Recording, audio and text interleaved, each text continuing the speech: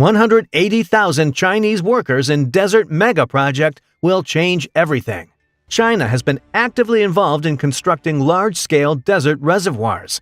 One such project involves 180,000 Chinese workers. Here's what you need to know. In today's episode, you are going to be amazed by the number of workers involved in the China Desert Mega Project. The reservoirs help store water for irrigation and other uses, mitigating the effects of desertification and improving the local water supply. In addition to benefiting agriculture, these projects can also support industrial development, tourism, and other economic activities in the region. China is making an attempt to make the largest desert reservoir. When it's done, it will be able to water a 900,000 mu area of land, making the desert greener than ever. It will take 40 years to finish the project. 180,000 people are working on building this reservoir. You know that the desert has no natural water sources, so you might be wondering where this reservoir gets its water from. This reservoir is called the Hanhai Pearl because it was built in a dry desert. Desert reservoirs are rare in China and the rest of the world, so calling it a pearl dot is not too much of an exaggeration. The reservoir can hold 148 million cubic meters of water and was built in 1958. It is also the largest man-made desert reservoir in Asia. It can hold as much water as 10 of Hangzhou, China's West Lakes. Considering this, it might be hard to understand why China would want to build reservoirs in the desert, unless the desert has a lot of oil. There is nothing good about living in a desert. For any project in the desert, the cost of labor is high. The project needs a lot of money, and it is not possible to make a profit from it in the near future. On the other hand, China is the opposite of this in every way. A lot of Chinese building projects are in the deserts that cover more than 1,000 kilometers of the country. In desert areas, people have built railways, more than 5,000 kilometers of desert roads, and a lot of photovoltaic power units.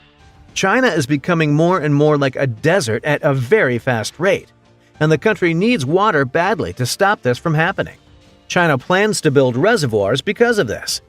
Desert greening has been an important Chinese desert project for as long as anyone can remember, and they have been working on it for almost a century. China is also the country that is doing the best job of greening up deserts right now. However, if you really want to control the desert well, you need to solve the problem of deserts not having enough water. China needs to build a reservoir in this desert to store water and control the desert so that millions of people can live in a city that doesn't get hit by sand and dust. China has the same amount of land as the United States, which is 9.6 million square kilometers. But their desert is bigger than 700,000 square kilometers, and the desert itself is 1.2 million square kilometers. It is thought that China has lost at least $280 million because its land is becoming very dry.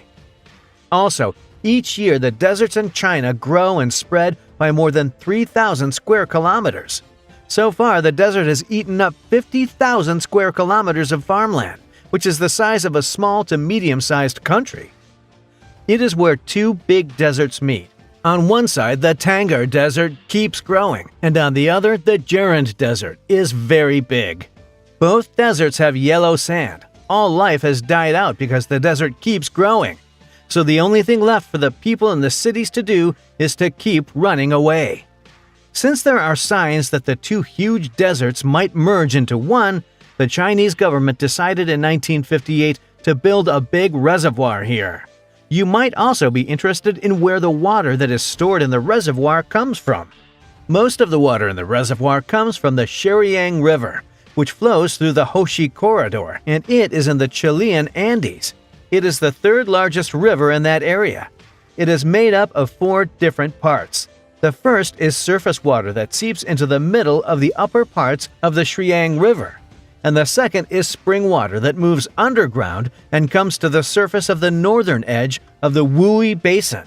In the upper parts of the river, both of these things happen. The other type of water is the mountain water and spring water that are found in the upper reaches of the Sheriang River.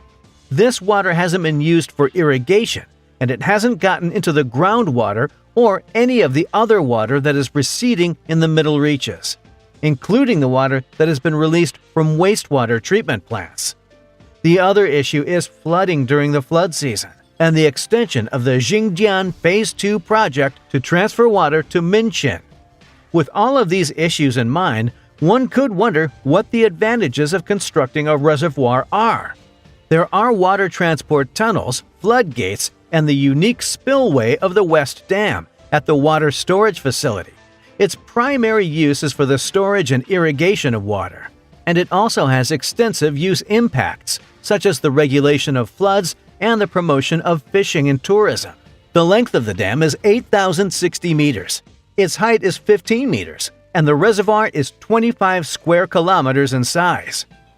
The catchment area is 13,400 square kilometers, and there is more than 900,000 mu of irrigated farmland. This area can give drinking water to 250,000 people in the surrounding area. When the farmers left the area, the people who used to live there had to pay money to get food. Now, though, they can depend on the water from the reservoir to help them grow. After this reservoir was finished, the local fishing and tourism industries got a boost. The agricultural economy also got a boost from the increased income. People no longer have to worry about running out of water, and their lives are generally getting better. Because the reservoir is at its most beautiful from April to October each year, a lot of tourists come to see it during those months. The beautiful desert is surrounded by clear water, and the blue waves are reflected in the green mountains. It is shocking to see. The water's surface shines with a silvery light, and the trees, meadows, water surface, and sand dunes all blend together. In the reservoir, there are natural swimming pools and a full set of infrastructure and service goods. There are yurts where travelers can relax and do things, as well as a variety of drinks. This reservoir is nice to look at and has a lot to offer tourists. When people think of a desert, the first thing that comes to mind is a sky full of sand and dust, a small population, and an area that is off limits to living things. However, it is possible to build a reservoir in a dry desert. A lot of people think that this is a dream that can't come true, but China has made this idea a reality. At this point, you might be wondering if this reservoir was built in the desert or not, and if it was, what problems did you have to deal with when building it? In 1958, when the reservoir was built, machines were not nearly as advanced as they are now, and food and clothing were very expensive. Because of this, the construction process was full of problems that couldn't be solved.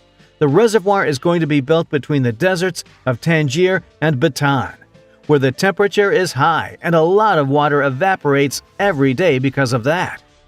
When there isn't enough water in the reservoir, the area of the reservoir will start to shrink, and it might even dry up completely. Geological factors also add to the very serious problem of water sewage, and strong winds and sand cause silt to build up in the reservoir and make it deep and thick. Sand needs to be fixed by planting wheatgrass around the reservoir. Sand needs to be stopped by planting plants like sand jujube and red poplar. But these great, hard-working people didn't give up when things got hard.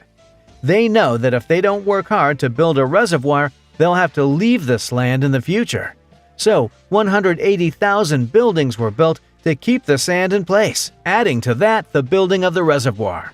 Engineers changed the course of the Sheryang River to get as much water as possible when they built the reservoir.